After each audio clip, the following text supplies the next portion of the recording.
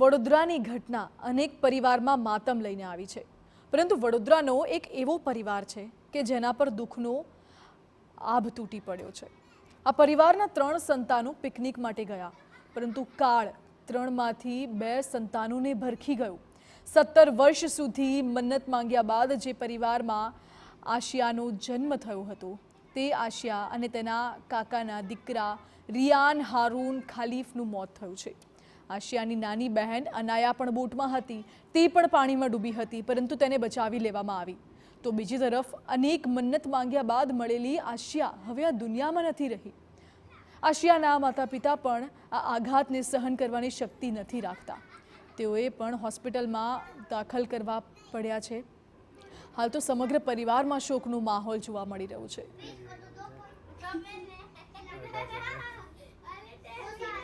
આ દ્રશ્યો સનરાઈઝ સ્કૂલમાં અભ્યાસ કરતા જે બાળકો હરની બોટ દુર્ઘટનામાં મોતને ભેટ્યા છે, તે પૈકીના એક પરિવાર પાસે અત્યારે અમે પહોંચ્યા છે।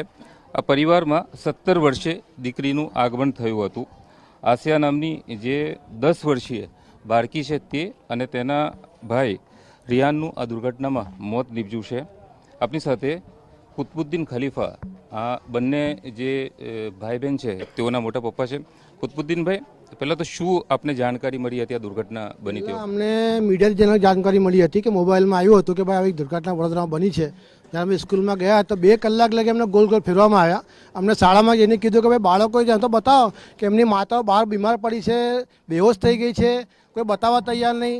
તાત્કાલિક સ્ટાફ આવીને ઊભો થઈ ગયો, સ્ટાફવાળા અમને મારવા લાગ્યા, કોઈને તો વાત કરવા નહીં દીધી, પછી બહાર ધક્કા મને બહાર કાઢી નાખ્યા। પછી અમને કેટલી રિસ્ક પછી અમે બતાવ્યું કોઈએ કે તમારા બાળકો તો એસએસજીમાં છે। પછી અમે એસએસજીમાં ગયા, પછી એસએસજીમાંથી અમે કીધું કે હરની ગયા, પછી અમે હરની ગયા, ત્યારે અમને બાળકો મળી જશે। સાહેબ, આસિયા અને જે આપણા બંને ભાઈ બહેન છે, તેના વિશેની માહિતી જોઈએ છે। કેટલી ઉમ્મીદો પછી આ બંનેને પ્રાપ્ત થયા હતા? મારો મોટો ભાઈ છે ફારૂક ખલીફા, એના તે 17 વર્ષ પછી આ બાળક થઈ છે।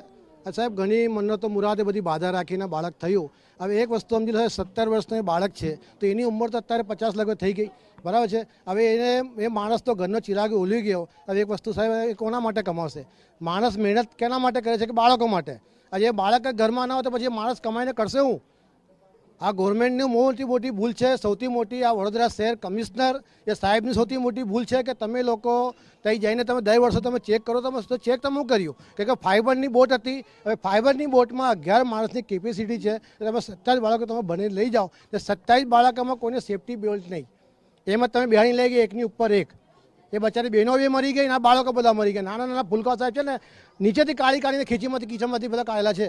આટલી મન્નતો માન્યા પછી અને આટલો સંઘર્ષ કર્યા પછી જે મળી, અને પછી આ કરુણ દુર્ઘટના જોવાનો વારો આવ્યો, પરિવારમાં શું શોકનો માહોલ સ્વાભાવિક છે? કાલથી અમે ઊંઘ્યા નહીં। ને બીજી વસ્તુ એ છે કે કાલથી 3 થી 4 વાર એની મા બેહોશ થઈ ગઈ છે।